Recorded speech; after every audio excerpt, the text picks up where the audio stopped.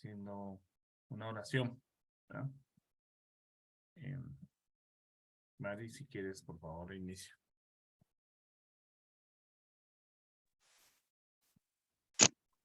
¿Yo, pastor? Sí. Ok, perdón, permítame un segundo.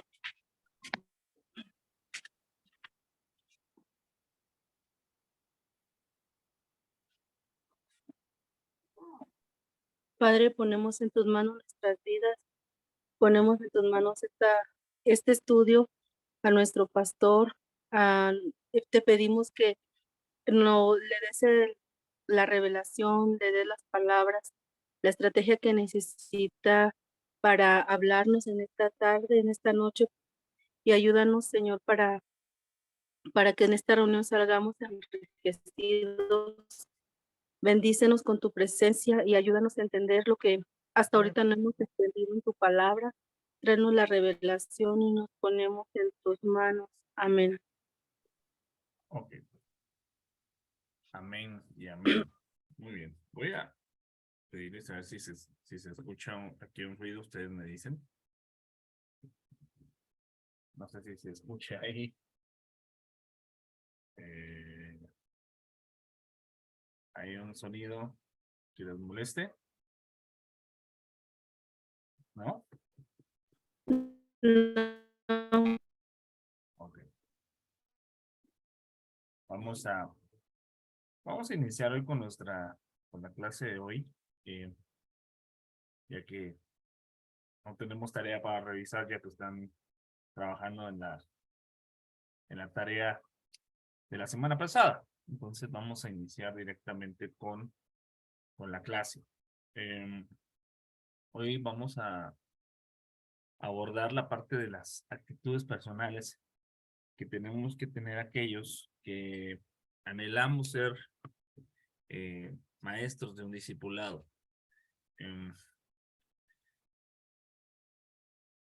La semana pasada vimos algunas quienes debemos de ser, ¿no?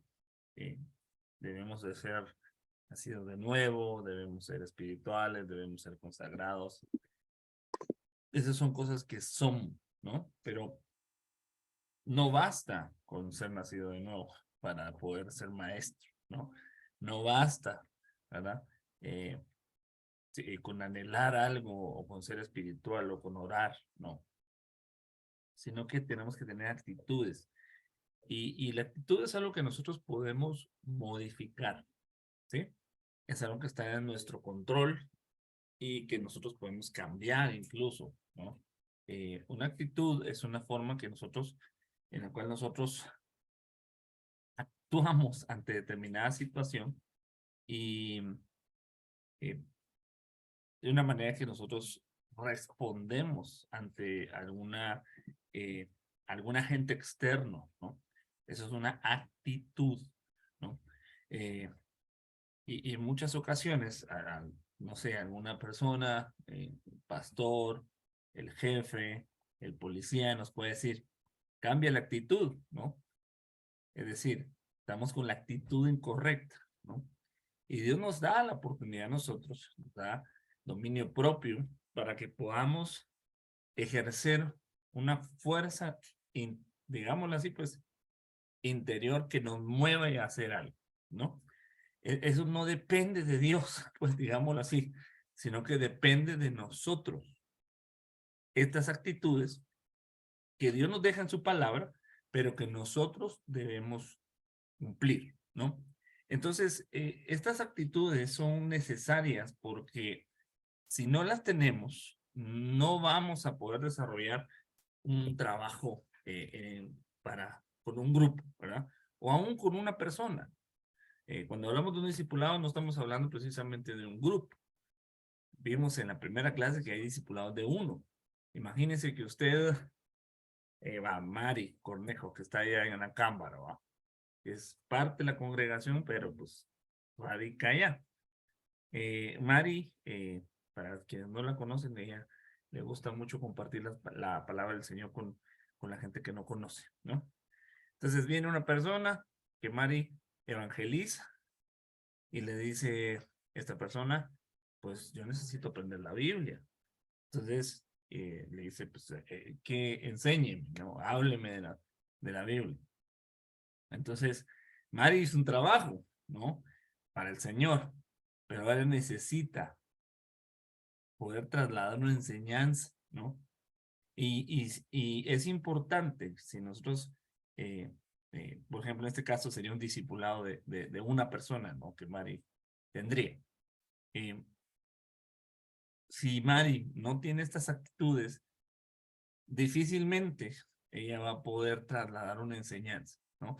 Por mucha Biblia que haya oído, por muchos años que tenga en el Evangelio, le va a costar trasladar una enseñanza. Es no lo mismo saber que enseñar. Eso es bien importante para la vida incluso, ¿ah? Mucha gente es muy buena haciendo cosas, pero cuando le dicen necesito que capacites a otro, se vuelve inútil porque se necesita una gracia para poder trasladar un conocimiento de una manera que se entienda. No sé si ustedes tuvieron algún maestro en la escuela o incluso tal vez algún ministro o pastor que les enseñó, pero no entendieron nada o que ustedes no aprendieron nada.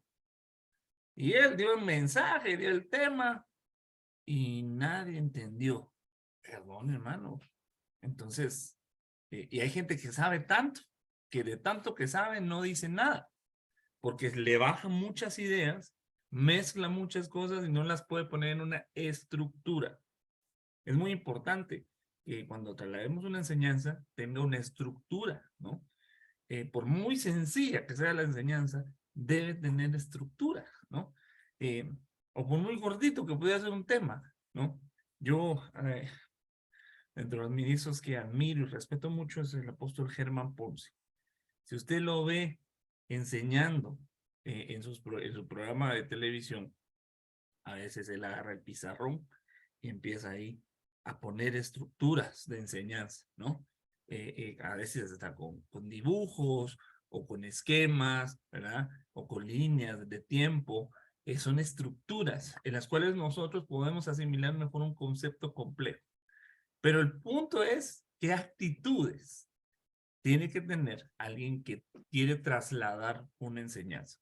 Entonces, para poder recibir esta revelación, no basta con ser la persona correcta.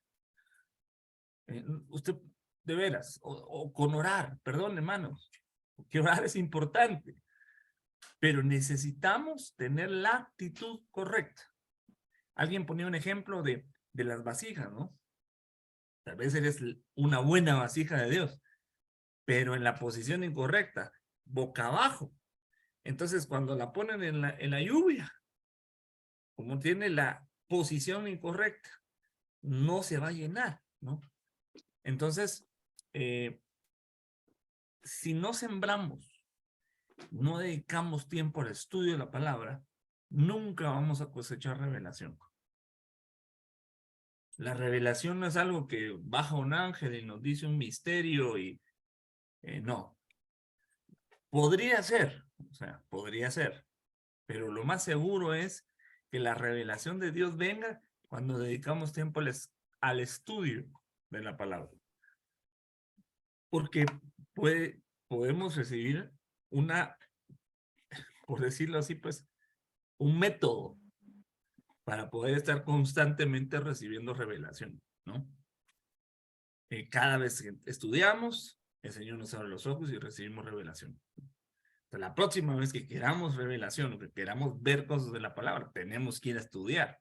Obviamente, acompañado de consagración y oración, ¿verdad? Pero se puede volver algo repetitivo, ¿no? Entonces, para poder ser buenos hermeneutas, ¿no? El primer punto que necesitamos ser, o la primera actitud que necesitamos tener, es la lectura básica diaria de la palabra de Dios. No puede haber un buen maestro, un buen tutor, si no lee diariamente la palabra. Y acá tenemos un tema, ¿no? Porque nos cuesta leer, nos cuesta. Como cultura nos cuesta.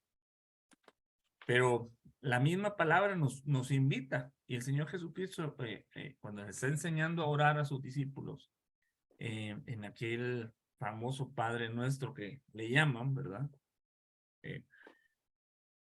Que es una estructura de oración, ¿no? Es un modelo. Dice, danos hoy el pan nuestro de cada día.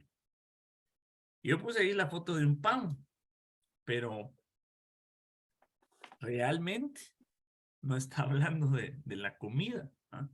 Aunque podríamos interpretarlos así, ¿verdad?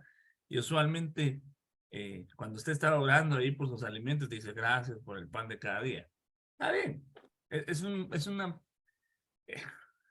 un plano de interpretación básico, literal, pues digámoslo así, ¿verdad? Es el primer plano al que tenemos, es el pan que me voy a comer hoy, pero cuando vamos a un plano más allá, ¿no? Nosotros tenemos que ver que el pan es otras cosas en la Biblia, ¿no? ¿Qué significa el pan? ¿No? Entonces, el pan nuestro de cada día, la asociación que podemos hacer es con aquel pan que todos los días descendía del cielo. ¿Quién me puede decir qué pan era?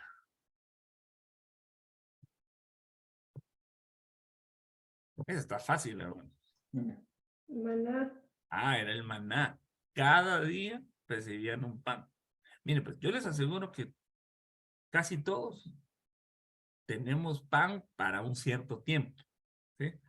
Yo sé que usted ahorita tiene su despensa llena, tiene ahí fondos en el banco, seguramente. Usted tiene pan, no solo para hoy, sino para un tiempo, ¿verdad? No precisamente el pan de hoy, ¿verdad? ¿Cómo aplica ahí la palabra? O este pasaje es, cada día yo necesito un pan. Cada día yo necesito una palabra de Dios. Y no significa que precisamente voy a ir a escuchar un mensaje cada día. No. Si yo tengo que ir a buscar mi pan. ¿Dónde vas a ir a buscar el pan? Porque estamos hablando del maná, ¿verdad? El maná lo salían a buscar.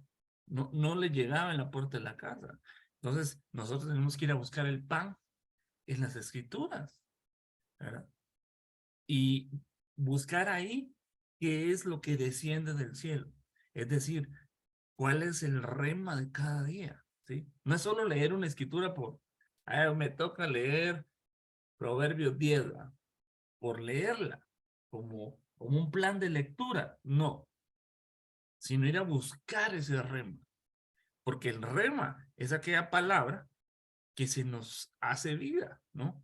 Que nos activa algo, que se activa dentro de nosotros y nos abre nuestros ojos, así como los de Lucas capítulo 40, Lucas 24, que cuando Jesús partió el pan, se le abrieron los ojos. Cuando partimos el pan, hay revelación. Entonces, es una lectura buscando un rema cada día. No es leer por leer. Mire, yo tengo una aplicación aquí que se llama YouVersion. Y cada día me manda un mensajito. Dice, la lectura de hoy. Y pues sí la leo. Nunca falta la tía, la prima que nos manda ahí un versículo cada día. Está bien, ok. Está bien, leámoslo. Pero no es simplemente leer algo random, digámoslo así, o al azar. No. Es una lectura consciente de donde procuramos buscar un rema aparte de Dios. Entonces aquí alguien me podrá preguntar cuánto tiempo, ¿va? Pues depende mucho de cuánto tiempo tenga usted libre, ¿va? ¿verdad? Pero si está bastante ocupado, posiblemente no le va a dedicar horas, ¿no? ¿verdad? Posiblemente sean algunos minutos, pero yo le aseguro que si usted y yo hemos caminado y hemos escuchado palabra y hemos avanzado en el Evangelio, nos va a costar leer mucho o grandes porciones de la Biblia. Nos va a costar, a mí me cuesta leer grandes porciones. ¿Por qué? Porque cuando empiezo a leer, empiezo a ver cosas y me detengo ahí en algo que me llamó la atención y digo, bueno, ¿esto por qué dice acá? Y empiezo a buscar ahí digamos, aquella conexión con otros pasajes, ¿verdad? O algo me sale digamos, pues, sobre la letra, ¿verdad? A veces se ve algo, ¿no? Entonces, a veces cuesta un poco leer grandes porciones, ¿no? Entonces, a veces el rema llega inmediatamente, ¿no? A veces uno empieza a leer y Dios nos muestra algo, ¿no? Entonces, es esa búsqueda del maná, el pan de cada día, dánoslo hoy. El Señor Jesucristo le dice a los fariseos, ¿nunca leíste? Dice, en Mateo 21:42, en las Escrituras, la piedra que desecharon los edificadores ha venido a ser cabeza del ángulo.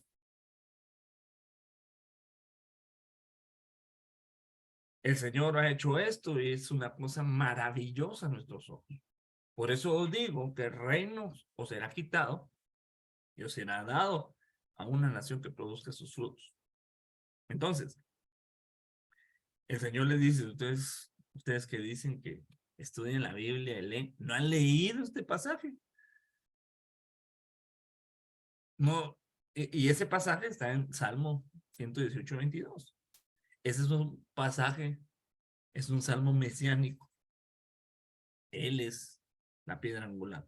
Y el apóstol lo explica, ¿va? Retoma este pasaje y a partir de ahí empieza también el apóstol una enseñanza sobre la piedra angular, ¿no? Que es nuestro Señor Jesucristo. Es una piedra que sin esa piedra no se puede hacer nada, ¿no? Todas las demás piedras no sirven si no está esa piedra angular. Pero el punto es que le dice, no leíste, ¿no? Entonces, nosotros, si queremos, anhelamos ser maestros y poder enseñar a otros, debemos tener un hábito de lectura. Miren, leamos Deuteronomio 17. Cuando el Señor le da las leyes a su pueblo, dentro de esas leyes, Él da instrucciones para los que iban a ser reyes. De tal manera que el pueblo, por eso pidió un rey, ¿no? Porque estaba Samuel, ¿no? Como el representante de Dios, ¿no? Pero no tenían un rey como las otras naciones. ¿De dónde sabían ellos que iban a tener un rey? Si el Señor dentro de los libros de Moisés dejó instrucciones para los que iban a ser reyes. Entonces ellos decían, nosotros vamos a tener rey. Ellos sabían que iban a tener un rey humano, ¿eh? No el rey de los ejércitos, no el rey de reyes, no, un rey hombre, ¿verdad? Como ellos. ¿Por qué? Porque Dios había dejado este pasaje. Y sucederá que cuando él, ¿quién? El rey, ¿verdad? Se siente sobre el trono de su reino, escribirá para sí una copia de este libro, de esta ley en un libro, en presencia de los sacerdotes levitas, y la tendrá consigo, y la leerá todos los días de su vida, para que aprenda a temer al Señor su Dios, observando cuidadosamente las palabras de esta ley y sus estatutos. El Señor nos ha mandado y nos ha dicho a nosotros que nosotros somos reyes y sacerdotes. Entonces, esto aplica para nosotros, porque somos reyes. Amén. Entonces debemos, mire, ahí dice, escribirá para sí. Yo no sé si usted ha transcrito alguna vez algún pasaje, ¿verdad? Pero ellos tenían que transcribir toda la ley en presencia de un sacerdote. Es decir, tenían que tener supervisión para que no se equivocaran. Ellos tenían métodos, ¿verdad? Para poder transcribir. A cada letrita le ponían un valor numérico y al final de cada renglón tenía que cuadrar una suma para que no se equivocaran en ninguna letra de aquello que estaban transcribiendo. Pero bueno, ese no es el tema. El punto es, o sea, ya ahí, hermano, hay una tarea. ¿Por qué tenían que transcribirla? ¿Alguien tiene alguna idea? Que ellos tenían que copiarla.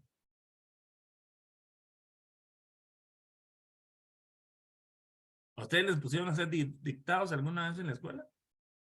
Levante la manita, el que hizo un horroroso dictado. Bueno, a ver, ¿Cómo dijo que era la pregunta?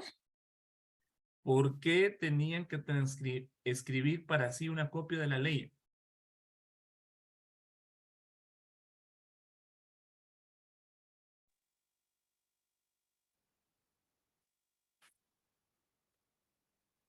Bueno, Para leerla todos los días, como dice ahí la palabra del Señor. no porque, o sea, para transcribirla la tenían que leer una vez, ¿no? Mientras le iban transcribiendo, le iban leyendo.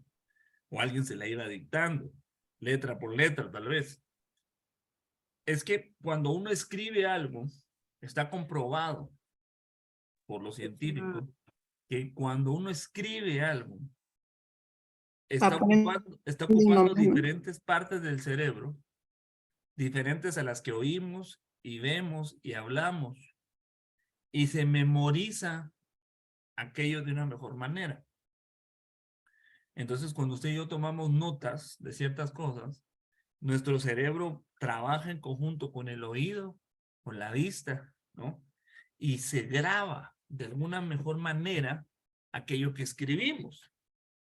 Entonces, porque están combinados diferentes sentidos, ¿no?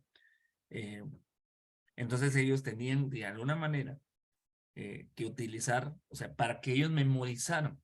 Ahorita vamos a ver, me estoy adelantando un poquito al tema, pero el punto de ahorita es, dice, la tendrá consigo, es decir, a donde vaya, tiene que llevar una copia. ¿Para qué? ¿Por qué la va a tener consigo? O sea, porque esto es para nosotros, hermano. Porque la Biblia no solo es un libro de lectura, sino que es un libro de consulta. Como un diccionario, digamos. Un diccionario, difícilmente vamos a leer de pasta a pasta un diccionario. Pero cuando no sepamos algo, vamos a ir a buscar al diccionario el significado de aquello. Entonces, siempre tenemos que tener un diccionario a la mano. De hecho, no sé si han visto que hay unos diccionarios pocket, ¿no? Que son chiquitos. ¿Por qué? Para que la gente fácilmente los lleve y los traiga. Ahora, pues es mucho más fácil, ¿va? Porque tenemos estos benditos aparatos que nos permiten llevar la Biblia donde sea, o varias Biblias. Para que en el momento en que algo venga a nuestra mente, una duda venga a nuestra mente, un pensamiento, un rema venga a nuestra mente, podamos consultarla en ese momento, ¿sí? Pero sobre todo, y el punto en ese momento es, la va a leer todos los días, ¿no? Entonces, aquí está el pie de imprenta de que nosotros como aspirantes a maestros debemos leer todos los días para aprender el temor de Dios. Entonces, sigamos porque si no me voy a tener en ese punto mucho. Entonces, el reto está acá, hermano, en que tenemos una mala herencia. Leemos muy poco comparado con otras naciones. El promedio de lectura al año 2022, según el INEGI, es de 3.9 libros por año. Yo digo que se va muy alto, ¿ah? Porque la gran mayoría, yo creo que ni uno lee, ¿no? O sea, algunos que sí leen bastante, pero otros no leen nada, ¿no?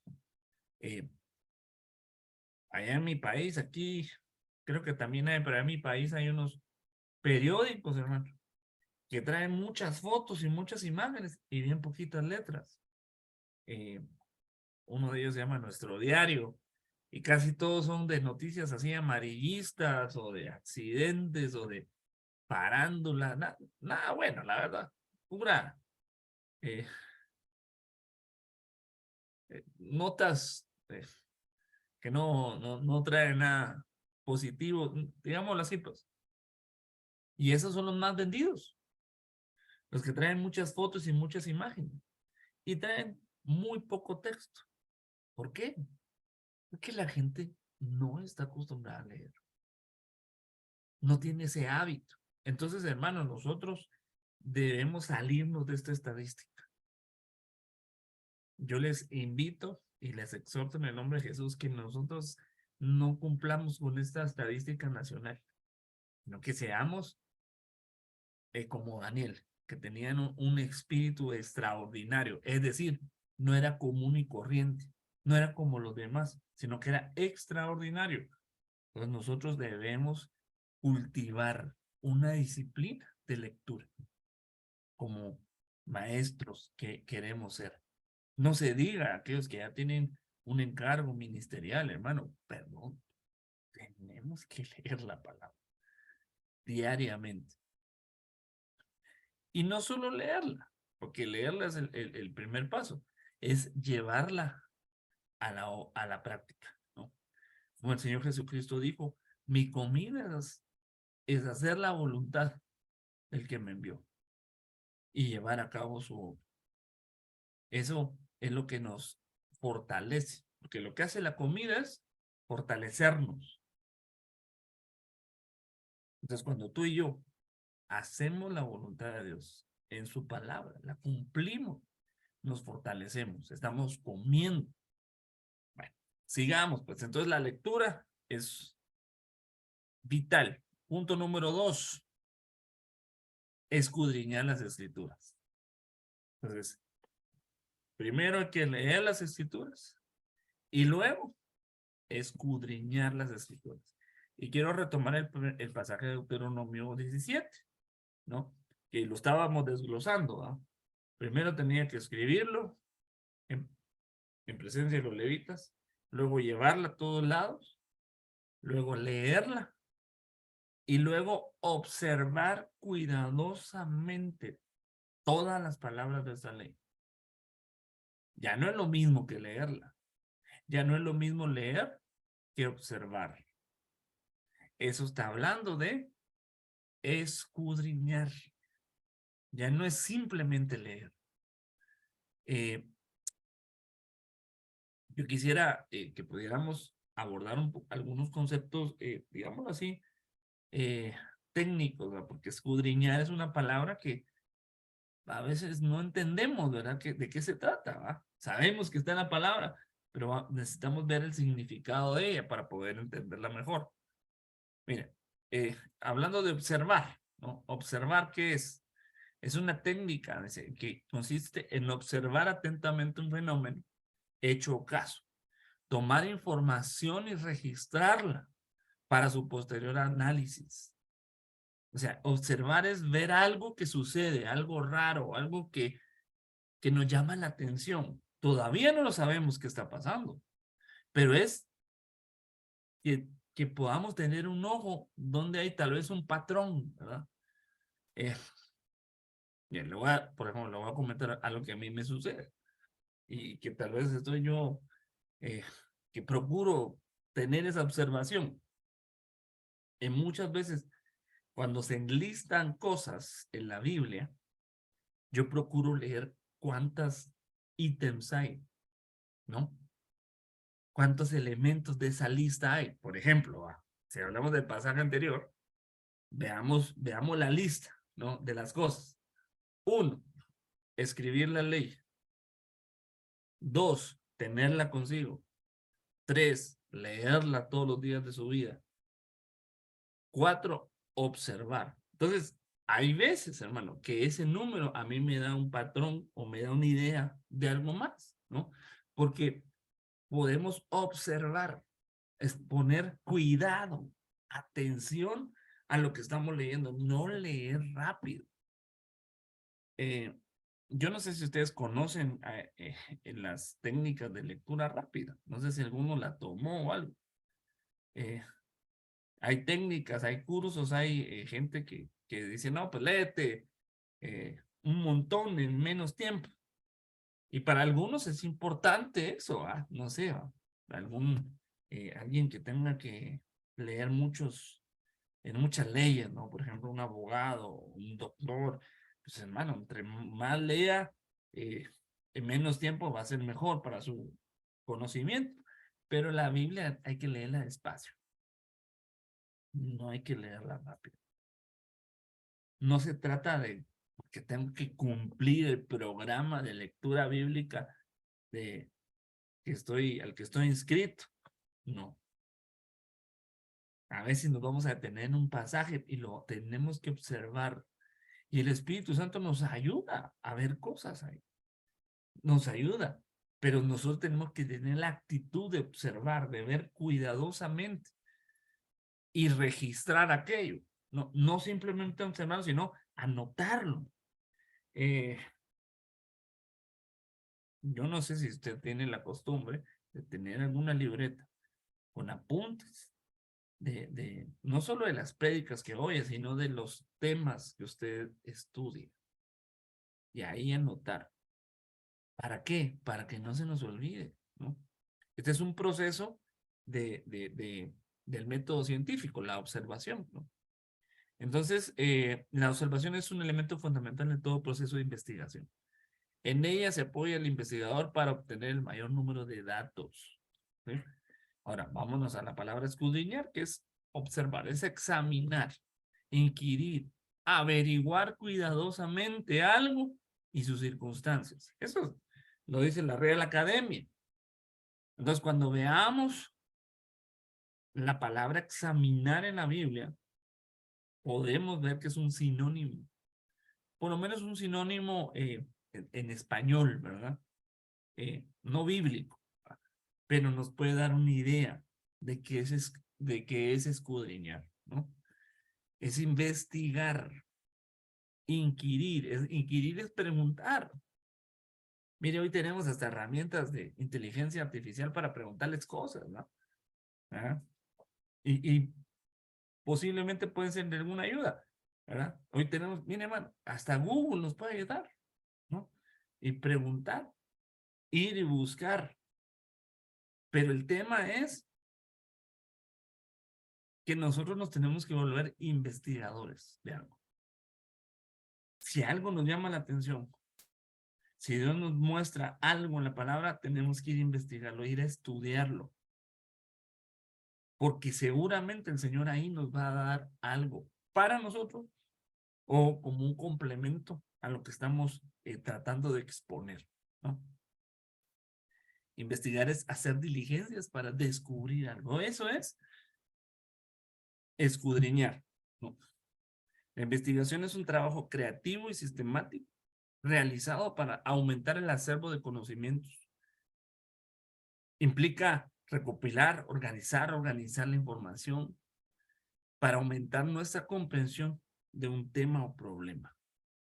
Entonces, tú y yo, después de leer, tenemos que investigar, ¿sí? Pero no podemos investigar sobre mucho. Es un punto lo que vamos a investigar. No sé si ustedes han visto las películas de Sherlock Holmes o de investigadores, ¿no? ¿Qué pasa?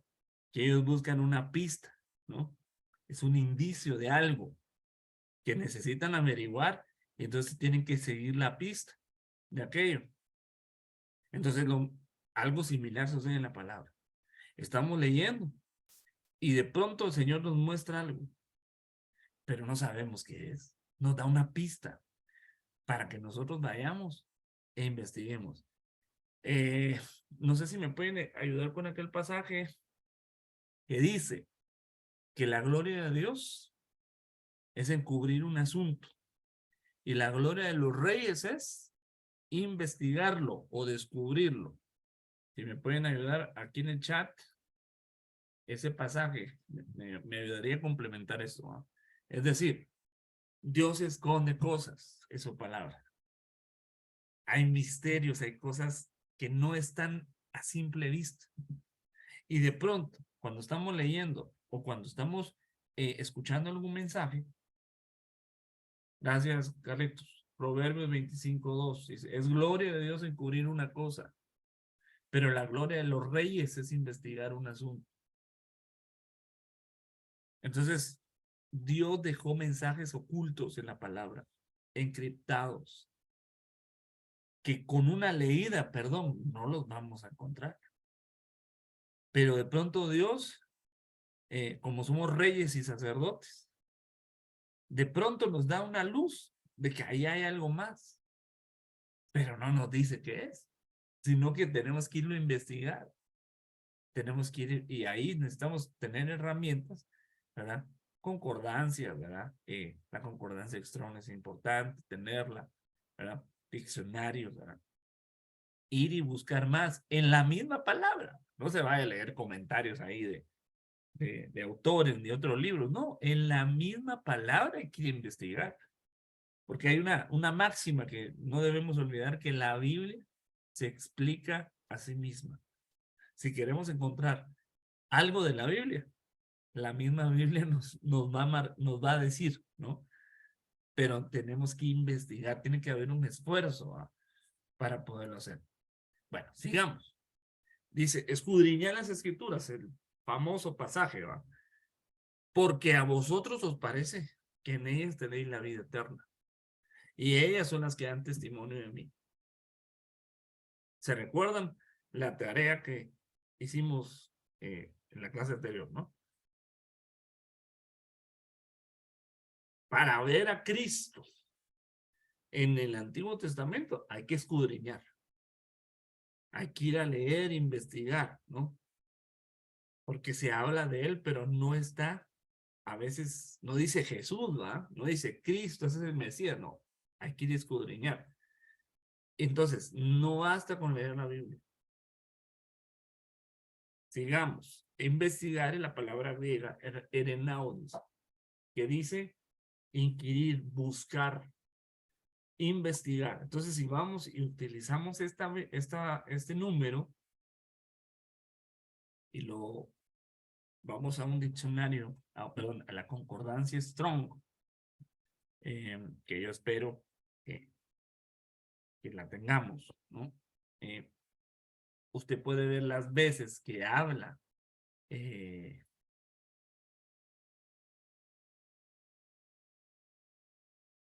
las veces que habla, que se utiliza esa palabra, y el Señor nos puede mostrar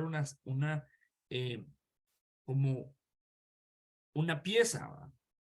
De lo que Él nos quiere dar a entender. Por ejemplo, miren, en Hechos 17:11, vemos que los de Berea, dice, y estos, ¿quiénes? Los de Berea, eran más nobles que los que estaban en Tesalónica, pues recibieron la palabra con toda solicitud, escudriñando.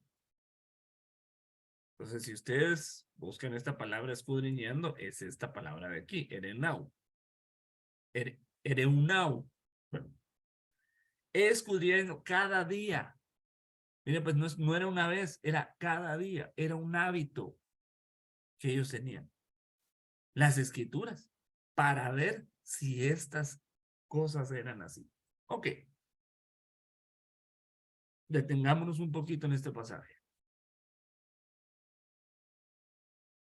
Dice que los de Berea eran más nobles que los de Tesalónica. ¿Qué nos da a entender con ese adjetivo de nobles? ¿Quién es para usted alguien noble? ¿Cuál es la primera idea? Vamos a abrir el micrófono, mi hermana. Ahí está la hermana Isabel. ¿Quién es para usted alguien noble, mi hermana Isabel? Tiene el mute. Tiene que quitarle el... A ver, pruebe ahí. Ahí. Yo creo que Ahí, ahí está. ¿ya me escuchó? Ahí. Pues un noble que es, bueno, donde habla de los nobles es mucho en cuando estaba lo de Moisés, ¿no? De Egipto, que había nobles ahí en el faraón. Pues es una persona que escogía, ¿no, hermano? En el cual tenía, pues, así como talentos, no sé, Ok, usted está hablando del faraón. Ok, sí, del faraón. va. Pongamos la nobleza en los términos de egipcio, ¿no? ¿Quiénes era la nobleza en los egipcios? ¿Quiénes podemos considerar como los nobles ahí? No está hablando de una actitud de una persona buena, bondadosa, como una nobleza usualmente se usa para una persona, a Con veces, talento, ¿no? Alguien con no, está talento. hablando de una posición social. Ajá. Eh, Oye, sí. Ajá, cuando habla nobleza ahí, no está hablando de una actitud de la persona, está hablando de una posición social, económica. Oye, Cuando vemos la nobleza en los egipcios, pues los faraones eran nobles. El Potifar era noble. Los sí. sacerdotes, eran gente poderosa que tenía recursos. La nobleza, no sé, en otros lugares, los condes, los señores, los lords, ¿no? Son nobles, ¿no? Era gente que tenía un título nobiliario, así le llamaban, nobiliario. El conde, el vizconde, el marqués, todos son títulos de nobleza. Entonces, eso quiere decir que los de Berea tenían dinero, en recursos económicos. ¿Por qué tenían recursos económicos? Porque tenían escrituras. En esa época, no cualquier persona tenía acceso, se podía comprar las escrituras. Era muy caro tener un manuscrito, que los hacían a mano, ¿no? Entonces salían bien caros. Entonces, habían unos en la sinagoga, pero si uno quería uno para uno, le salía en un dineral. Entonces, por eso ellos tenían el acceso a escudriñar las escrituras, porque tenían riqueza. Y ellos tenían esa oportunidad, ese acceso para comprobar si lo que Pablo decía era verdad. Los de Tesalónica no tenían ellos rollos, ¿verdad? Como hoy nosotros en nuestras manos tenemos la Biblia. Ellos no. Y es más, cuando la Iglesia Católica acaparó los rollos, ¿verdad? Y le dejó al pueblo nada, ¿verdad? Entonces, ahora, ¿cómo esto aplicamos nosotros? ¿Va? Porque no podemos aplicarlo literalmente, ¿verdad? Que solo los que tienen dinero pueden escudriñar. No, sino que aquellos que escudriñan las escrituras demuestran que tienen una riqueza espiritual. Alguien que es rico no se conforma con lo básico. Alguien que es rico va más allá y quiere probar lo mejor. ¿Sí? Alguien que tiene un recurso, hermano, va a ir, eh, tiene un paladar más fino, pues. Entonces ahora, nosotros tenemos una riqueza espiritual preciosa, hermano. Nosotros, en nuestra casa, en nuestra familia espiritual, hay una nobleza espiritual, una riqueza espiritual. Esa riqueza la debemos demostrar escudriñando las escrituras. Mire, hermano, no me gusta a mí comparar eh, una iglesia con otra, no. Pero hay que ser conscientes que hay hermanos que no tienen la riqueza espiritual que Dios nos ha dado. Que su acceso a las escrituras es muy, muy, muy pobre. Tal vez eran ricos en otras cosas que nosotros tal vez no tenemos, pero en el acceso a la palabra, a la revelación, a las escrituras, perdón, hermano, no tienen la misma riqueza. Entonces nosotros, que Dios nos ha dado un vasto tesoro en la revelación, en la palabra, en la doctrina, hermano. No sé si usted lo cree, pero yo sí lo creo. Debemos escudriñar, debemos ser verianos, ¿sí? No podemos conformarnos con lo que es, con el pan que recibimos de pronto un domingo, ¿no? No, nosotros tenemos que ir a buscar más, ¿no? Entonces, sigamos, porque ya me estoy deteniendo. Primera de Corintios 2:7 al 10. Sino que hablamos sabiduría de Dios en misterio. La sabiduría oculta. Por eso digo, hermano, Dios oculta cosas. Dios esconde cosas. La sabiduría oculta desde antes de los siglos. Dios predestinó para nuestra gloria. Es decir, Dios predestinó cosas ocultas para ti y para mí. ¿Cómo las vamos a descubrir? Escudriñando. La sabiduría que ninguno de los gobernantes de este siglo han entendido. Porque si lo hubieran entendido, no hubieran crucificado al Cristo de la gloria.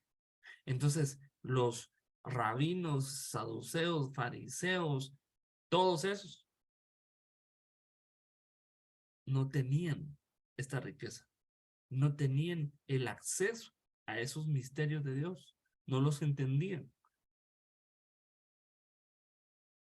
Porque si no hubieran entendido, el que estaban crucificando era el Cordero de Dios.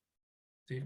Sino como está escrito, cosas que ojo no vio, ni oído yo, ni han entrado al corazón del hombre. Son las que Dios ha preparado para los que le aman. ¿Qué cosas? Cosas ocultas, misterios en la palabra. Pero Dios nos la reveló por medio del Espíritu. Porque el Espíritu todo lo escudriña, aún las profundidades de Dios. Entonces, hermano, el escudriñar las Escrituras trae a nosotros estos misterios, ¿sí? Que el Espíritu escudriña de Dios, de las profundidades de Dios. Entonces Dios tiene niveles en los que se acerca a la humanidad. Hay niveles, tal vez en una primera etapa, básicos, ¿no? Que tal vez, hermano, incluso hay gente que ni siquiera es cristiana y sabe esas cosas. Pero tú y yo tenemos que ir a las profundidades. Y el Espíritu de Dios nos la va a traer a nosotros, nos la va a revelar. Pero ¿a quiénes se las va a revelar? A los que escudriñan. Bueno, ya me detuve demasiado en ese punto. La tercera actitud que nosotros tenemos que tener es memorizar la palabra. Aquí yo les recuerdo otra vez la escuela, porque en la escuela una de las técnicas que usan o que usaban era la memorización de algunos conceptos. Y hay diferentes técnicas, ¿no? Para memorizar algo. Y nosotros, como hijos de Dios, debemos memorizar. Primera, no es primera que Colosenses 3:16. No hay ni primera ni segunda, solo es la única epístola. Y dice, la palabra de Cristo more en abundancia en vosotros, enseñando y exhortándonos unos a otros en toda sabiduría, cantando con gracia en vuestros corazones al Señor con salmos e himnos y cánticos espirituales. Entonces, ¿cómo puede ser que la palabra more en abundancia en nosotros? ¿Cómo digámoslo así, pues, cómo la introducimos a nuestro interior?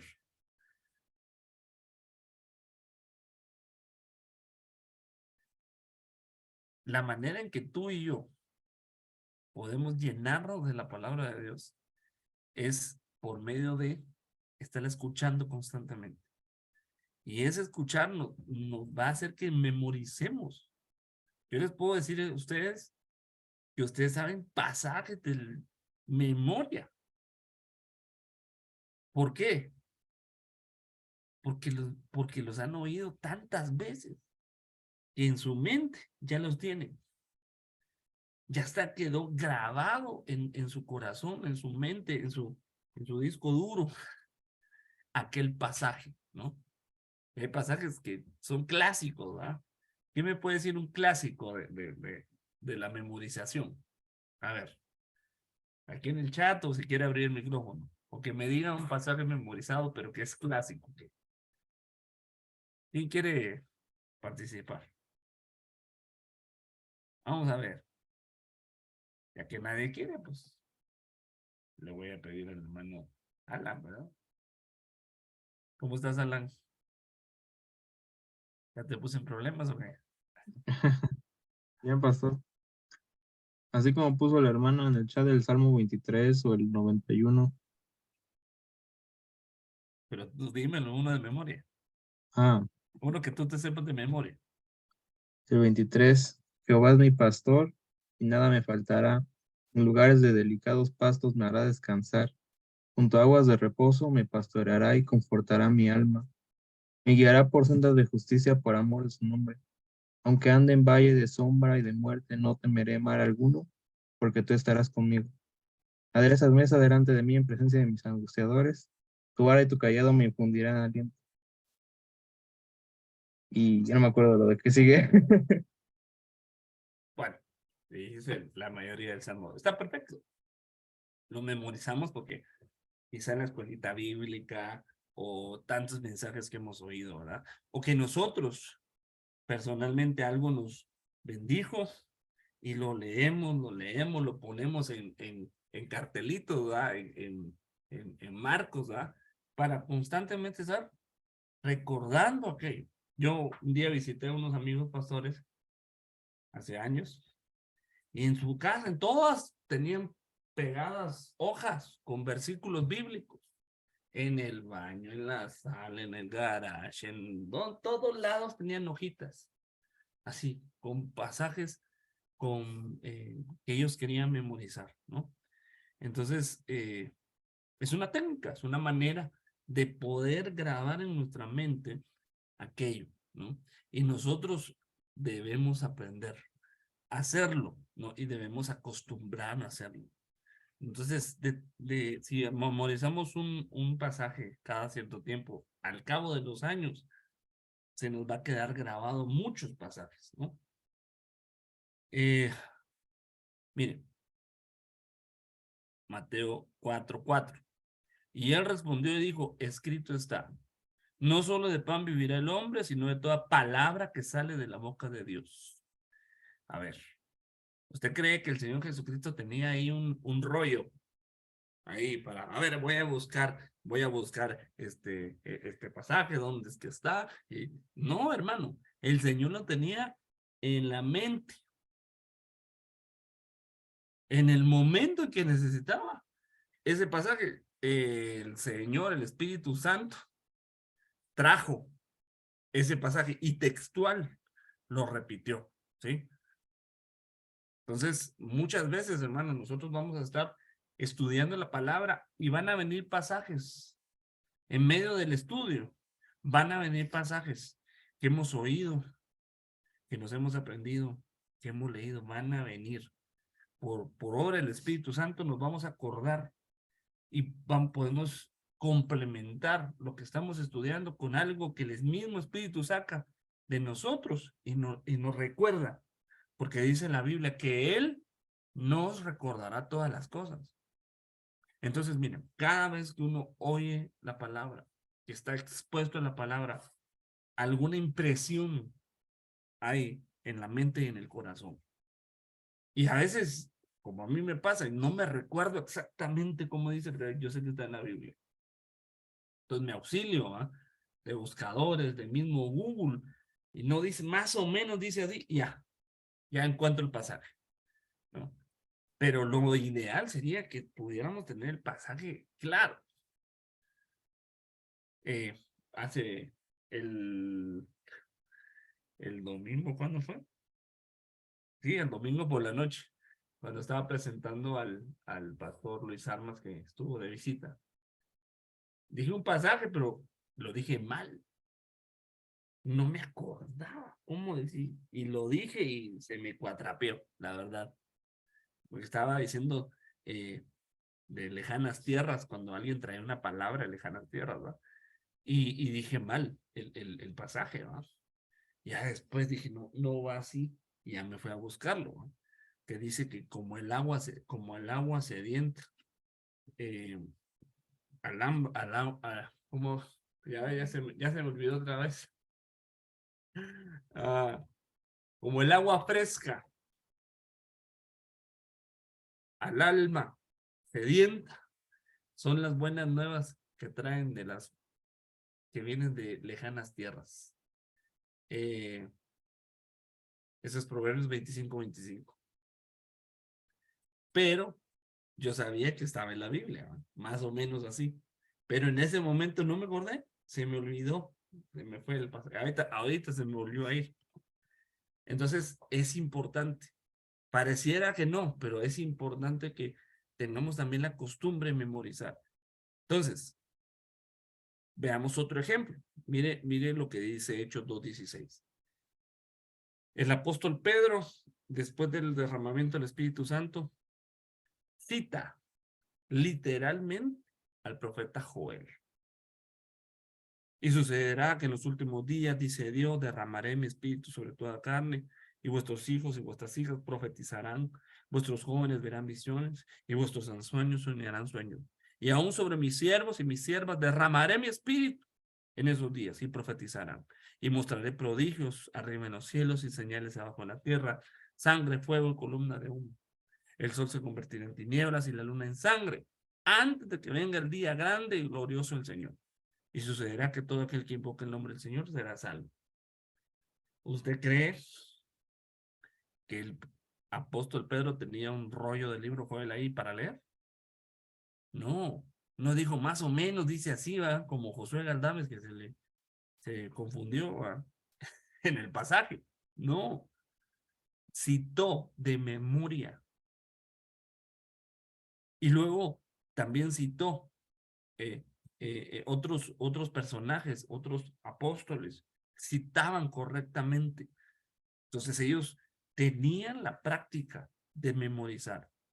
Una, porque no tenían acceso constante a la Biblia. No tenían muchos de ellos rollos. Entonces tenían que memorizar aquello porque posiblemente cuando les llegaba uno o cuando iban a la sinagoga tenían la oportunidad de leer, pero no era algo común, ¿no? Entonces la memorización era un recurso para ellos y para nosotros de poder llenarlos de la palabra. Entonces, el memorizar es importante. Entonces, cuando nosotros hagamos nuestra lectura diaria, tal vez tomemos 1 o 2 versos, ¿verdad? Y memoricémoslo, ¿verdad? Y así, conforme pase el tiempo, vamos a tener muchísimos versículos en la mente. A mí lo que me sucede es que a veces no me acuerdo del versículo, pero sí me acuerdo de lo que dice. Entonces, es ahí donde nos podemos auxiliar de herramientas de búsqueda para ver en dónde está. Pero debemos tener la convicción de que está en la Biblia, ¿va? No vamos a decir, así como dice en la Biblia, ayúdate que yo te ayudaré, ¿no? La gente cree que está en la Biblia, pero no está, ¿no? O citamos mal la Biblia. Por ejemplo, un pasaje que se cita mal es, no es del que corre ni del que quiere, sino del que Dios tiene misericordia. Eso se cita mal, pero la Biblia no dice así. ¿Cómo dice ese pasaje? Y como no me acuerdo en dónde está, lo voy a buscar.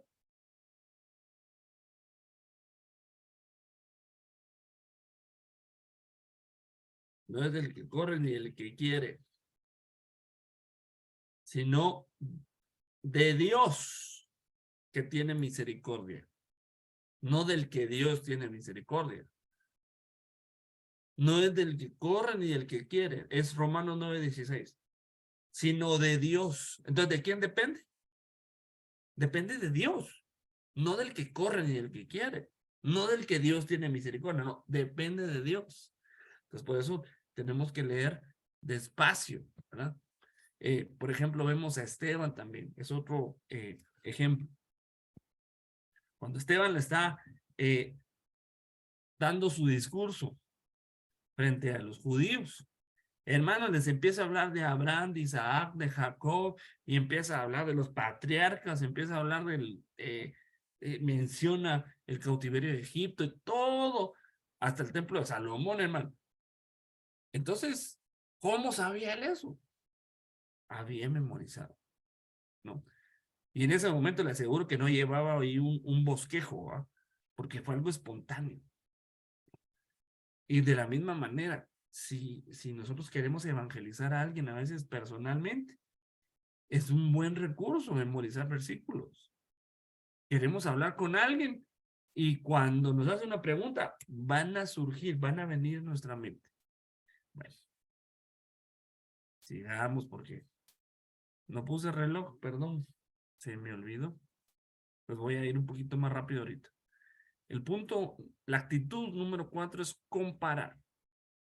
Luego de que ya escudriñamos, vamos a ver que ciertos pasajes de la Biblia, cuando estamos investigando, vamos a ver que hay cierta información que está en otras partes de la Biblia, que son paralelas a las que estamos buscando e investigando. Entonces es importante que comparemos la escritura con otros pasajes, ¿no? Porque en algunos hay algunas diferencias, ¿verdad? Entonces nos da, esa comparación nos da luces de lo que Dios quiere decir, ¿no? Por ejemplo, ahorita viene a mi mente aquel pasaje con el que termina Malaquías.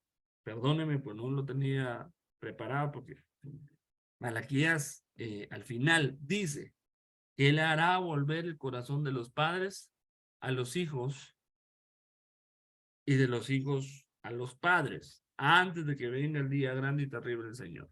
¿Ok? Hay un pasaje en el Nuevo Testamento que dice casi lo mismo. Es un pasaje paralelo, pero no lo dice igual. Si me ayudan a dar un segundito.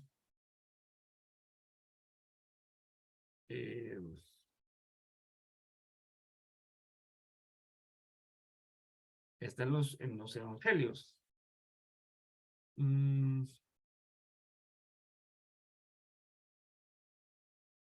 A ver si me...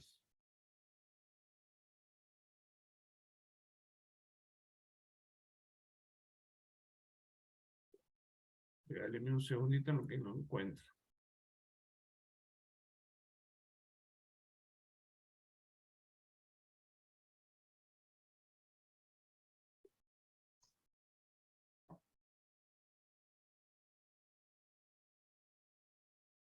O si alguien lo encontró. Yo haré volver el corazón de los padres a los hijos y los hijos a los... Y dice, y los rebeldes a la obediencia de los justos.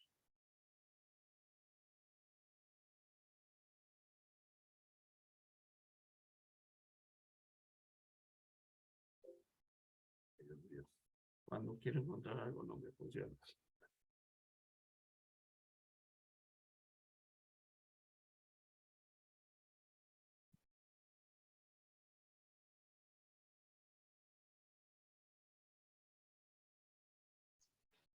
Ahí lo pegué en el chat. Gracias. Lucas 1:17. Perfecto, gracias, te agradezco mucho. Lucas. Entonces, ¿por qué es importante comparar ahí? A ver, ya que el hermano Carlos tuvo bien ayudarnos a encontrar Lucas. ¿Por qué sería importante para ti comparar esos dos pasajes? Uno, pues nos da la base es donde estuvo escrito. Entonces, cuando estamos interpretando lo que Lucas está diciendo, el contexto remoto de este versículo es el pasaje original, que es Malaquías, ¿no? Y con eso podemos entender de una forma como que, bueno, nos da mayor luz y nos da una imagen más grande de lo que es el pasaje al poder tenerlo comparado. Muy rápido para cerrar, por ejemplo, cuando vemos que iban a juzgar a la mujer que encontraron en pecado y la llevaron delante de Jesús y le dijeron, la ley dice esto. Si nos vamos al pasaje donde la ley dice eso, nos damos cuenta que ellos estaban interpretando mal la ley o la estaban utilizando a su forma, ¿no? Porque la ley decía que iban a tomar a los dos y a los dos los iban a sacar afuera de la ciudad y los iban a apedrear. Y aquí estos nada más traían a la mujer. Entonces el texto original, llámese el contexto remoto, nos ayuda a comprender de forma completa lo que se está diciendo, ¿no? Perfecto. Nos da más luz de un pasaje. Mira, la Biblia se explica a sí misma. Entonces, el profeta nos habla de una manera encriptada y nos dice, nos hará volver el corazón de los padres a los hijos y de los hijos a los padres, ¿verdad? Pero no nos dice por qué se alejaron. No. Nada más, lo que vemos ahí es una separación del corazón de los padres a los hijos. Pero en Lucas no se explica cuál era la actitud de los hijos y cuál es la actitud de los padres. ¿Verdad? Tratando de interpretar un poquito ese pasaje. ¿Por qué se separaron? ¿Por qué se alejaron? Porque los hijos eran rebeldes y porque los padres no eran justos. Entonces, cuando el padre se vuelva justo, él va a volver su corazón al de sus hijos. Y cuando el hijo deje de ser rebelde, va a volver el corazón a los padres, ¿no? Y aquí podríamos apuntalar qué padre se volvió el corazón de su hijo o qué hijo se volvió el corazón del padre, el hijo pródigo. Entonces podríamos con esta base ver la rebelión del hijo pródigo. Que el hijo pródigo en su momento quiso hacer su voluntad. Seguramente el padre le instó, le pidió que se quedara. Y él se fue por rebelde, ¿no? Bueno, entonces es importante que comparemos pasajes. No nos quedemos únicamente con un pasaje y creamos que vamos a encontrar una revelación porque necesitamos buscar esos pasajes, como decía el hermano Carlos, remotos o paralelos, ¿no? Hechos, capítulo 2, el pasaje paralelo tiene que ser Joel, ¿no? Y hay que ver cuáles son si lo dice exactamente igual o si hay alguna diferencia, ¿no?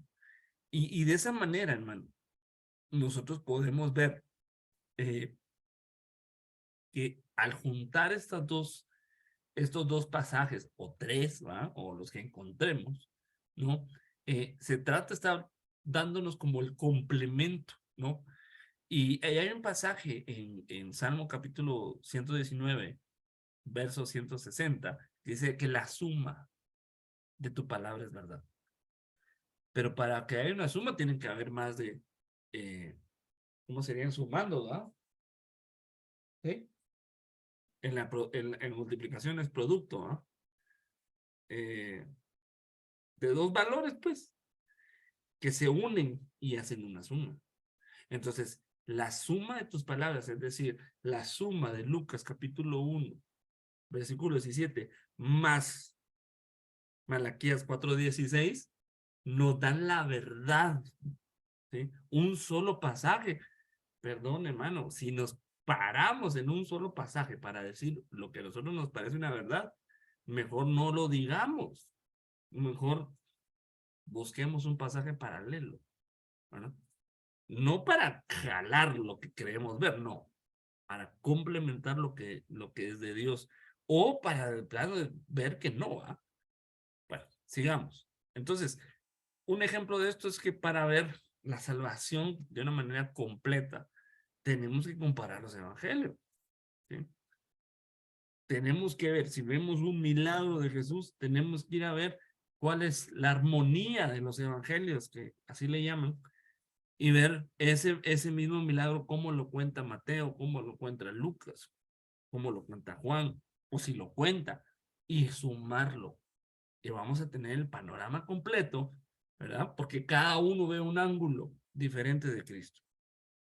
Si queremos ver sobre la ley, sobre la gracia, ¿no? Tenemos que ir a ver Romanos, Gálatas y Hebreos para ver y tener contextos de cuando el apóstol, ¿verdad? Habla, por ejemplo, de la diferencia de la ley y la gracia, ¿no? Bueno, sigámosla, por ejemplo. Si comparamos hechos, ¿verdad? Cosas que sucedieron, en este caso, contrastantes, ¿no? En Mateo 8 habla de un leproso que el Señor le dijo, dice, he aquí vino un leproso y se postró ante él diciendo, Señor, si quieres, puedes limpiarme. Jesús extendió la mano y le tocó diciendo, quiero, sé limpio. Y al instante quedó limpio de su lepra. En contraste, digo, vemos en Marcos capítulo 8, 22, que había un padre que tenía un hijo endemoniado y le está relatando al Señor lo que le pasaba. Y dice que este muchacho muchas veces el demonio le echaba en el fuego, otras en el agua para matarle. Pero si puedes hacer algo, mire pues la actitud, si puedes hacer algo, ten misericordia, dice nosotros y ayúdanos. Y Jesús le dijo, si puedes creer, al que cree todo le es posible. E inmediatamente el padre del muchacho clamó, creo, ayúdame en mi incredulidad. Entonces, al comparar esos dos pasajes, vemos dos actitudes de fe diferentes, ¿no?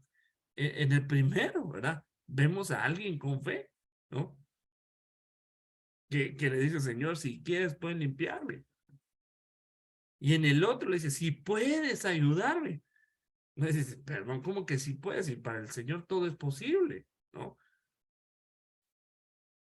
Entonces, llegó sin fe este hombre, ¿no?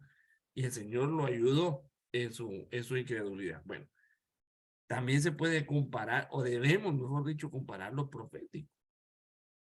Vemos, solo voy a citar acá a Daniel y a Jeremías, ¿no? Ahí están los pasajes. Daniel estudiaba a Jeremías para comprobar o para ver los años de la desolación de Jerusalén, que iban a ser 70 años, ¿no? Y vemos el pasaje Jeremías capítulo 25, donde él está profetizando que eran 70 años los que iban a hacer las desolaciones. Entonces nosotros, como estudiosos de la palabra, debemos ir y buscar estas comparaciones para tener mayor riqueza, ¿no? Y un mayor entendimiento de lo que vamos a hablar.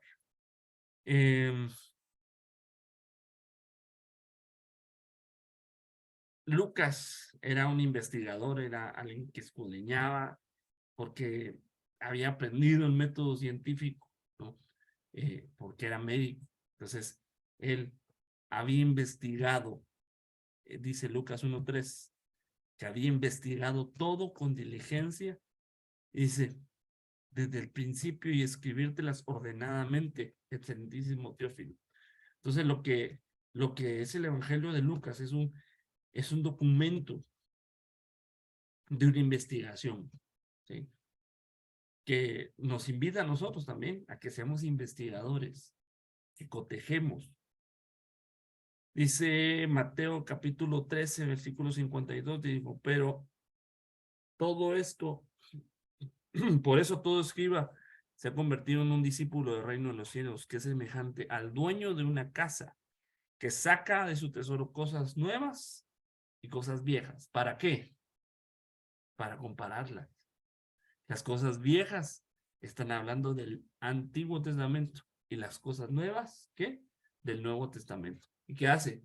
Compara el Antiguo con el Nuevo y se complementan, se explican a sí mismos. Bueno, yo quiero ir apurándome por el tiempo. Bien. El quinto punto es meditar. Ya vimos leer, escudriñar, memorizar, comparar, y nos toca ver meditar. Entonces, ya que hemos pasado por estas etapas, ahora es necesario meditar la palabra.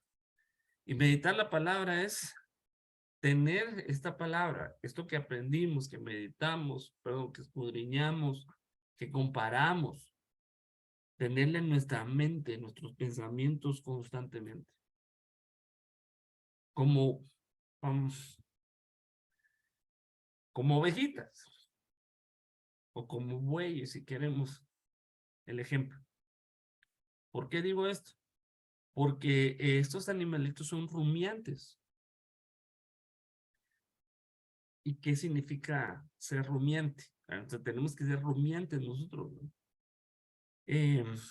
A diferencia de los humanos, estos animales tienen diferentes estómagos en donde van procesando los alimentos. Lo que hacen es que aquellos alimentos que ya procesaron los pasan a un estómago, y después de cierto tiempo están ahí, los vuelven a masticar, los sacan de ese estómago a la boca y los vuelven a masticar. Por eso vemos a las vacas siempre masticando, pero no es algo que se acaban de comer, es algo que se comieron hace unos días, lo guardaron en un estómago y lo volvieron a poner en su boca para seguir sacando alimento, ¿no? Procesando. Es un ejemplo que podríamos decir nosotros, meditar es rumiar, ¿no? Estar masticando aquello, pensando. Meditar es en todo tiempo, hermano. No, esto es una actitud constante. No es que decir, hoy voy a dedicar tiempo para meditar la palabra 1 hora. No. Tú vas en el carro y vas pensando en aquel pasaje, viendo, en tu mente lo vas procesando. Aquello que encontraste, lo que el Señor te mostró, la luz que te dio, ¿verdad? O alguna palabra que escuchaste, ¿verdad? Eso es estar constantemente pensando en esa palabra, ¿no? Cuando nosotros meditamos es cuando también nos hacemos preguntas. ¿Por qué Dios dijo esto? ¿A quién se lo dijo? ¿Cuándo? ¿Cuál era el propósito? ¿No? Eso es meditar. Cuando hay veces que alguien nos dice algo y nos deja pensando en aquello que nos dijo. Entonces tenemos que tener esa actitud, ¿sí? Meditar es cuando nosotros estamos preguntándole a Dios qué es lo que Él quiere decir en aquello. ¿Cómo lo podemos aplicar, ¿no? En nuestra vida? ¿Cuál es su propósito para nuestra vida? Y esto se lo dicen a Josué, en Josué 1:8. Nunca se aparte de tu boca este libro de la ley. Más bien, medita en él de día y de noche. Ya no es leer, ya no es escudriñar, es meditar. Cuando nos acostamos, de pronto estemos pensando en aquello que el Señor nos ha mostrado, que nos ha hablado, ¿no? Y dice, para que guardes y cumplas todo lo que está escrito en él, así tendrás éxito. Entonces el éxito que nosotros podemos tener como hijos de Dios está ligado a estar meditando en la palabra constantemente. No basta con oírla, no basta con leerla. Debe ser nuestro diario, nos tenemos que acostumbrar a eso. Esa palabra meditar es esta palabra, no dice que es murmurar, es como estarla hablando constantemente. Por implicación, meditar, hablar, imaginar. Mire, Dios nos dio una mente, hermano, para que podamos imaginar. La imaginación es algo que Dios nos dio.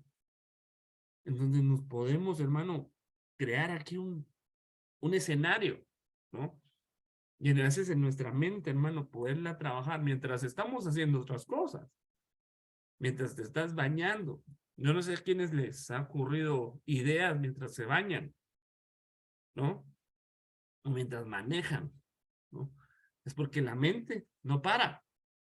La mente es una máquina que procesa ideas y pensamientos, ¿no? Salmo 119:15. Dice, en tus mandamientos meditaré, consideraré tus caminos, me regocijaré en tus estatutos, no me olvidaré de tus palabras. Haz bien a tu siervo que viva y guarde tu palabra. Entonces, hay algo a mí que me llama a mí la atención y dice, no me olvidaré de tus palabras. ¿Por qué? Porque ahí, dentro de esa fórmula, está la meditación. No la meditación trascendental, por favor, esa sí hay que eliminarla de ahí. No, la meditación es estar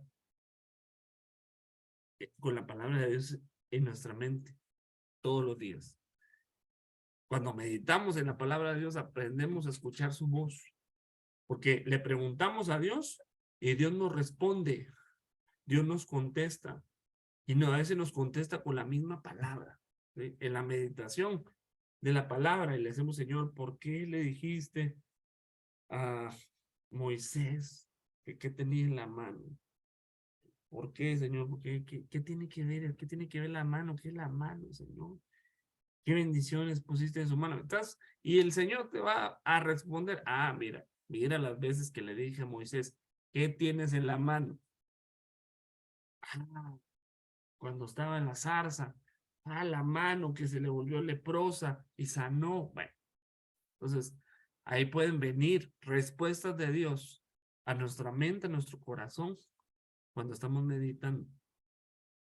En medio de mi angustia invoqué al Señor y Él me respondió y me puso en un lugar espacioso. Entonces Dios te quiere responder. Cuando medites en su palabra, Dios te va a responder. No solo lo que le preguntes de la misma palabra, sino lo que nos pasa en nuestra vida a veces. Ay, Señor.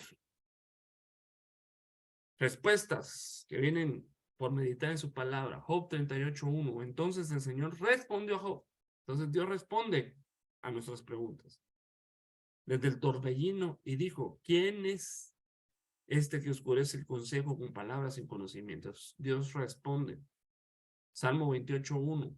A ti clamo, Señor, roca mía, no seas sordo conmigo. Es decir, escucha. No sea que si guardas silencio hacia mí, venga a ser semejante a los que descienden a una fosa. Nosotros podemos decirle, Señor, escucha mi meditación. La meditación, perdón, es algo profundo. Y en el momento que nosotros menos pensemos, va a venir la respuesta de Dios. Resumen de lo que hoy hablamos. 5 actitudes que nos van a llevar a otro nivel en nuestro desarrollo como tutores o maestros. Leer diariamente, escudriñar, memorizar, comparar y meditar. Amén y amén.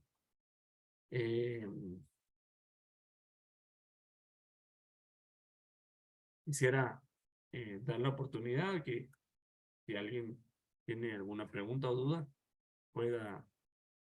Ahí pregunta la hermana Rosario. Sí, hermana, sí. Ya se puede retirar si quiere, o si necesita hacerlo. Si alguien necesita decir algo o preguntar algo, puede hacerlo también. Podemos abrir nuestros micrófonos o levantar la mano.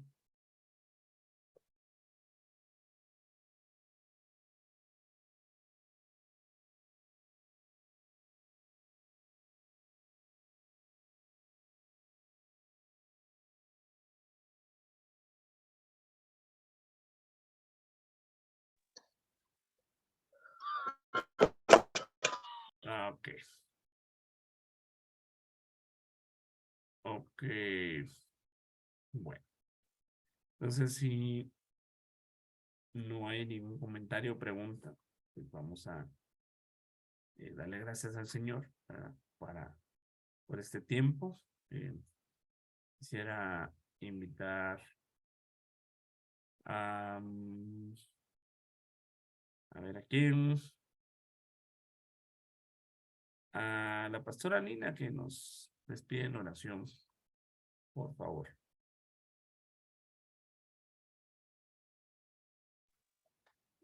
Padre amado, en el nombre de Jesús, Señor, te damos gracias por esta oportunidad que nos das, Señor, de ser enseñados, Señor, en tu palabra, Padre. En el nombre de Jesús, Señor. Yo te ruego, Padre, que esta enseñanza, Señor, que estas instrucciones, Señor, que tú nos estás dando, Señor, a través de tu siervo, Padre, que podamos ponerlas por obra, no solo memorizarlas, no solo leerlas, Señor, sino ponerlas por obra cada día, Señor, en nuestra vida. En el nombre de Jesús, Señor, te suplico, Padre Santo, Señor, que sigas tú dando de tu revelación, Señor, a tu siervo, Padre, para que nosotros a través de él, Señor, sigamos siendo bendecidos. Gracias, Señor, por su corazón, Señor. Gracias, Señor, por la disposición de su corazón, Señor, para poder dar a otro, Señor, de lo que él ha estado recibiendo de ti. En el nombre de Jesús, Señor, te damos gracias. Bendecimos a nuestros hermanos, Señor, que están haciendo un esfuerzo, Señor, por conectarse, Señor, que se están ofrendando a ti, Señor, en cada reunión, Padre. En el nombre de Jesús, Señor, te damos gracias, Señor, y te bendecimos, Señor. Te pido en el nombre de Jesús, Señor, que seas tú dándonos, Señor, una noche, Señor, en reposo, Señor, en la paz tuya, papito precioso. En el nombre de Jesús, amén y amén. Bendiciones. Nos vemos la próxima semana. Bendiciones. Bendiciones. Bye. Yes.